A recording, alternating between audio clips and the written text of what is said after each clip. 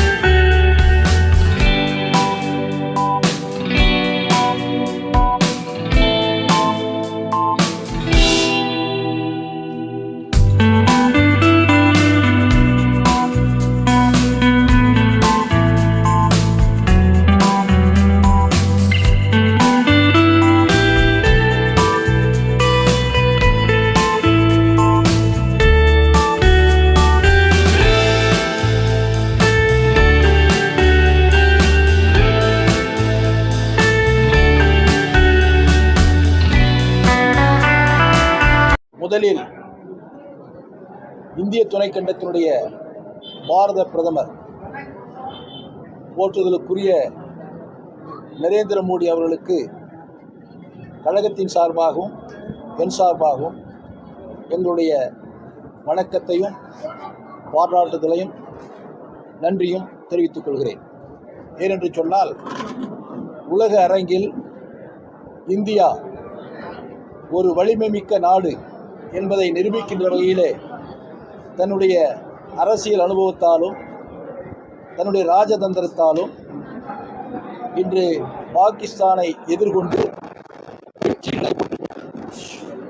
உலகத்தில் இருக்கின்ற இராணுவம் அனைத்து இராணுவமும் வியக்கக்கூடிய அளவிலே மிக திறமையாக தன்னுடைய அறிவியல் பூர்வத்தோடு இருக்கின்ற அம்னுஷங்களை வைத்துக்கொண்டு எந்த விதமான பதற்றமும் இல்லாமல் நீண்டகால போரில் அனுபவம் தொடர்ந்து இருக்கின்றதைப் போலவே இன்று நம்முடைய இந்திய திருநாட்டினுடைய இராணுவம் செயல்பட்டிருக்கிறது.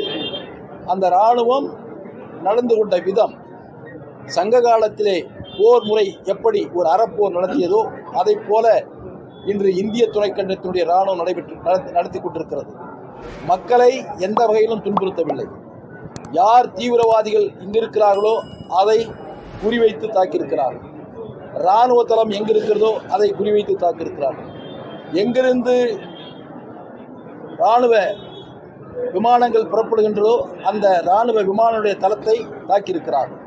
மக்களை எந்த வகையிலும் துன்புறுத்தாமல் முறையான போரை நடத்தியிருக்கின்ற வலிமை மிக்க அறிவுபூர்வமான இராணுவம் நம்முடைய இராணுவம். அந்த இராணுவத்திற்கு எங்களுடைய கழகத்தின் சார்பாக வீர வணக்கத்தினை தலை சார்ந்து நான் தெரிவித்துக் கொள்கிறேன்.